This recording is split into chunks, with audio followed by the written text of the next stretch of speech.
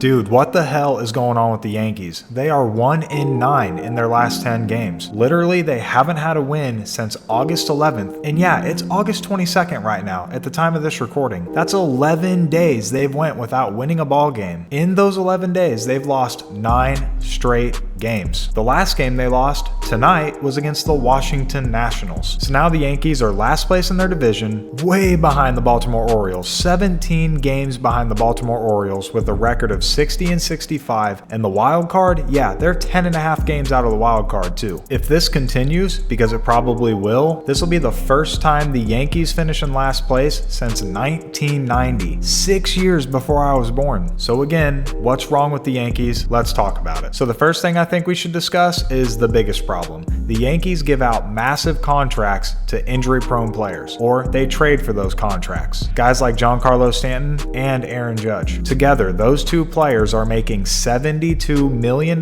this year, and they'll be making $72 million until 2027 at the least. And then you've got to talk about DJ LeMahieu. DJ LeMahieu's making $15 million as well, and half the time I don't even think he's in the league anymore because he's injured so damn often. Oh yeah, and you've got to talk about Carlos Rodon, you know, the guy the Yankees brought in to be that dominant pitcher behind their ace Garrett Cole. Yeah, this guy's signed through 2028 with an average annual salary of $27 million.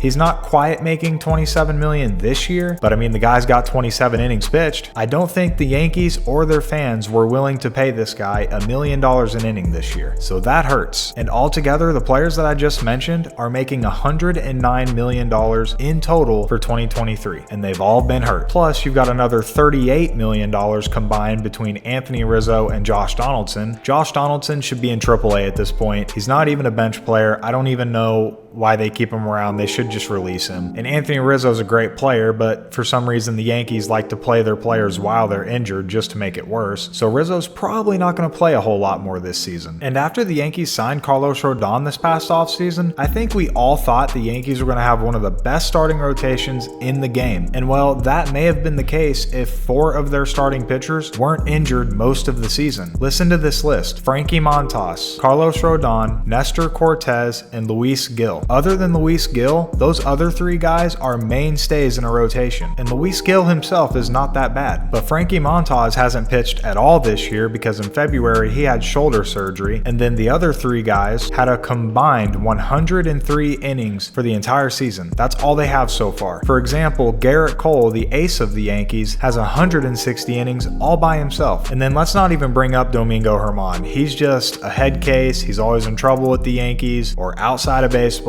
They can't count on him. So the Yankees pitching staff is in shambles. We know this. But their offense isn't much better, again, due to injuries. Stanton, again, has not been dependable this year. Aaron Judge has been banged up ever since he ran into the wall in LA. And Rizzo seemed to be playing half the season with a head injury. So quite simply, the offense just isn't there either. Like, the Yankees probably have one of the weakest lineups in baseball, no question. But I do think the Yankees will turn things around for 2024. But it's not going to be because of trades, because they have a pretty bad farm system. I mean, their farm system ranks 21st in MLB. Again, there's only 30 teams, so no trades. And they could sign free agents, but let's be honest, their budget is blown up by all these injury-prone players. Now, I know they are the Yankees, but look, the Mets and the Padres are proof that you just can't go buy a team. After every team in the league saw those teams just fail this year, I don't think the Yankees are going to go out and get 3 or 4 free agents. But I do think they need to go get a couple of bats, because if they can go get a couple of cheap bats that just get on base, guys like Tommy Pham, and then from there just have a healthier season, the Yankees will be right back in the mix. This is just a horrible year for the Yankees. I'm sorry for Yankees fans. Like, it's just a bad year for baseball in New York as a whole, both the Mets and the Yankees. But as always, I'd love to know what you guys think down in the comments section. And if you liked this video and you'd like to see more, subscribe or even hit the like button. It really helps me out. It helps me in the algorithm, being a new YouTuber. That's the hardest part of it all. But if you didn't like the video, you don't have to like it. Peace. I love you guys. I'll see you in the next one.